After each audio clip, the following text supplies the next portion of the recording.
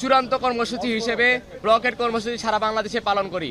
তারপর আমাদেরকে বৈঠকে ডাকা হলেও সে বৈঠকে আমরা সন্তুষ্ট হই না, কারণ কি যাদের সাথে আমাদের বৈঠক হওয়ার কথা ছিল সংশ্লিষ্ট কোনো দায়িত্বশীল ব্যক্তি উপস্থিত ছিলেন না। বর্তমান প্রেক্ষাপটে কারিগরি মাদ্রাসা বিভাগ আমাদের দফা দাবি বাস্তবায়ন করার জন্য একটি রূপরেখা কমিটি তৈরি করে দিলেও এখন পর্যন্ত কমিটির একটি মাত্র বৈঠক অনুষ্ঠিত হয়েছে। আমরা কোনো প্রকার সফলতা দেখতেছি না বা আমরা কোনো প্রকার তথ্য পাচ্ছি না যে ভবিষ্যতে আমাদের দফা দাবিগুলো কীভাবে কাজ করা হবে বা দ্রুত থেকে দ্রুত সম্ভবে কমিটি কাজ করতেছে না। তার পরিপ্রেক্ষিতে সারা বাংলাদেশের সকল পলিটেকনিক ইনস্টিটিউট আজকে আমরা একযোগে শাটডাউন কর্মসূচি পালন করেছি। আমাদের দফা দাবি বাস্তবায়নের রূপরেখা প্রণয়ন না হওয়া পর্যন্ত সারা বাংলাদেশের সকল পলিটেকনিক ইনস্টিটিউট একযোগে এভাবেই শাটডাউন থাকবে। একাডেমিক ভবন, প্রশাসনিক ভবন সহ সকল প্রকার কার্যক্রম ক্যাম্পাসে বন্ধ থাকবে।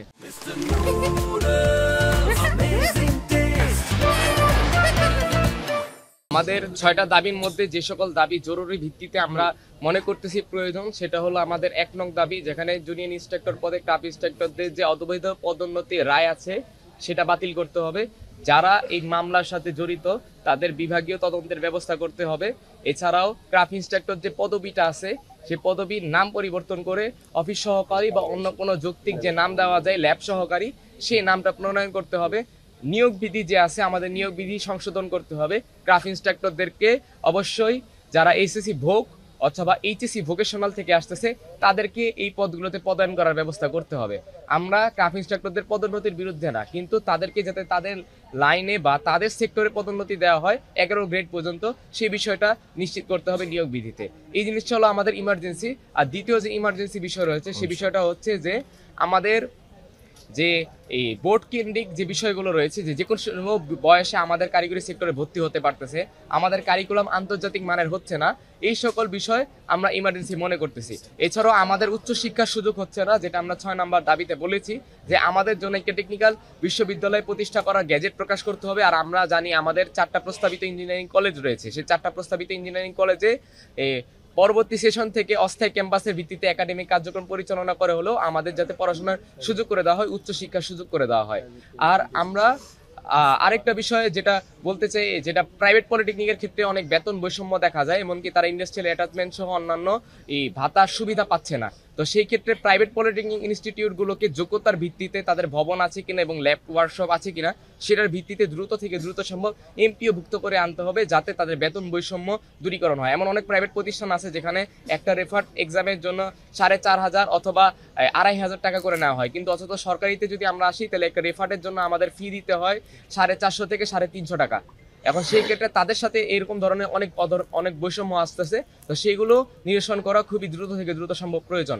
আর আমরা মনে করতেছি যে আমাদের যে কারিগরি সেক্টর যদি আমরা আসলে জীবিত রাখতে চাই, এই ডেমোগ্রাফিক ডিভিডেন্ডের সময় যদি আমরা চাই আমাদের দেশটা এগিয়ে যাক, তো সেক্ষেত্রে কারিগরি উচ্চশিক্ষা মন্ত্রণালয় প্রতিষ্ঠার বিকল্প নাই, এই জিনিসটা করতেই হবে। আর সর্বশেষ আমরা এটাই বলবো, সকল দফা দাবি বাস্তবায়নের জন্য চূড়ান্ত ফলাফল এটাই যে একটা কারিগরি শিক্ষা সংস্কার কমিশন করতে হবে। এই কমিশন এই বিষয়গুলো দ্রুত থেকে দ্রুত বাস্তবায়ন করার এখতিয়ার রাখবে। আপনারা সকলে অবগত আছেন আমাদের যে যৌক্তিক 6 দফা নিয়ে আমাদের কারিগরি শিক্ষার্থীদের যে আন্দোলন, সেটা দীর্ঘ 8 মাস যাবৎ চলে আসতেছে।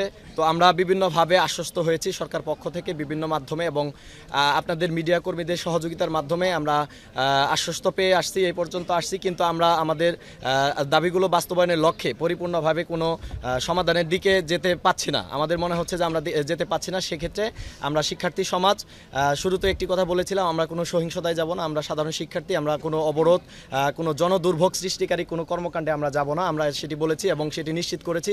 আপনারা যদি লক্ষ্য করেন সেটি বিগত দিনের আন্দোলনগুলোতে লক্ষ্য করলে দেখতে পারবেন যে বিভিন্ন ধরনের সহিংস কর্মকাণ্ড হয়েছে, জনদুর্ভোগ হয়েছে অন্যান্যদের আন্দোলনে। সেক্ষেত্রে আমাদের কারিগরি শিক্ষার্থীদের যে আন্দোলনগুলো হয়েছে সেক্ষেত্রে আমরা কোনো সহিংস কর্মকাণ্ডতে যাইনি এবং জনদুর্ভোগ সৃষ্টি করিনি। আমরা সার্বিকভাবে আপনাদের সহযোগিতা, প্রশাসনের সহযোগিতা এবং জনদুর্ভোগ সৃষ্টি না করে আমরা আমাদের সামনের দিকে এগিয়ে যাওয়ার লক্ষ্যে থেকেছি এবং এ পর্যন্ত আসছি। এখন আমাদের সম্মিলিত সিদ্ধান্তের মাধ্যমে আমরা বিভাগীয় প্রতিনিধি এবং কেন্দ্রীয় প্রতিনিধি এবং জেলা পর্যায়ের প্রতিনিধিদের মাধ্যমে সম্মিলিত সিদ্ধান্তের মাধ্যমে আমরা আজকে এই সিদ্ধান্তে উপনীত হয়েছে যে এবং আমরা শাটডাউন কর্মসূচিতে যেতে যাচ্ছি এবং আমরা আমাদের যে 6 দফা বাস্তবায়ন কমিটি হয়েছে তাদের প্রতি সম্মান রেখে তাদের তাদেরকে সহযোগিতা করে এবং তাদের কাছ থেকে সহযোগিতা কামনা করে আমরা সামনের দিনগুলোতে এগোতে চাই।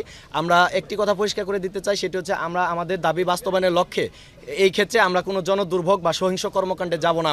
আমরা সাধারণ শিক্ষার্থী, আমরা বারবার সেটি পরিষ্কার করে দিয়েছি, নিশ্চিত করেছি আমরা কোনো সহিংস কর্মকাণ্ডে যাব না। আমরা স্বাভাবিকভাবে আপনাদের মিডিয়া কর্মীর সহযোগিতার মাধ্যমে এবং জনদুর্ভোগ সৃষ্টি না করে সরকারের সহযোগিতা কামনা করে আমরা সামনের দিকে এগিয়ে যাব ইনশাল্লাহ। এখন আমরা সকল প্রতিনিধি, আমাদের বিভাগীয়, কেন্দ্রীয় এবং জেলা পর্যায়ের প্রতিনিধিদের সম্মিলিত সিদ্ধান্তের মাধ্যমে আজকে আমরা, আপনারা অবগত হয়েছেন, দেখেছেন, আমরা এই সিদ্ধান্তে উপনীত হয়েছি এবং আমাদের অভ্যন্তরীণ যে কর্মসূচিগুলো থাকবে সেগুলো আমরা পরামর্শক্রমে সিদ্ধান্ত সাপেক্ষে আমরা পরবর্তীতে জানাবো ইনশাল্লাহ। এখানে কারিগরি শিক্ষার্থীরা প্রত্যেক বছর ডিপ্লোমা ইঞ্জিনিয়ারিংয়ে সরকারি বেসরকারি মিলে প্রায় 2 লক্ষ শিক্ষার্থী ভর্তি হয়। এই 2 লক্ষ শিক্ষার্থীরা এখানে আসে 10ম গ্রেডে চাকরি করার জন্য উপসহকারী প্রকৌশলী পদে। তারা উচ্চশিক্ষার তাদের যে অধিকার সেটা তাদের নিশ্চিত নাই, কারণ ডুয়েটে ইতিমধ্যে 800 সিট আছে।